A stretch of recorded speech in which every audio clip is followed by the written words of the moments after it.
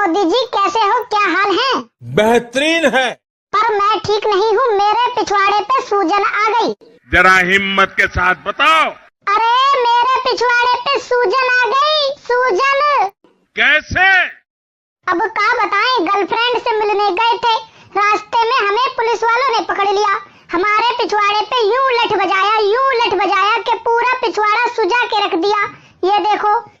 वाह क्या सीन है।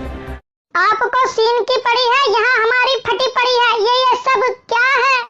ये बहुत ही ज्यादा आवश्यक है और कारगर भी है। मोदी जी, आप आशिकों के दिलों का दर्द नहीं समझ सकते। मैं आशिकों के दिल का दर्द समझ सकता हूँ। क्या क्या क्या समझ सकते हो? कि वो बुलाती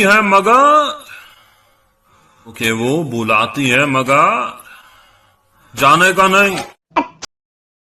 शेर चैट।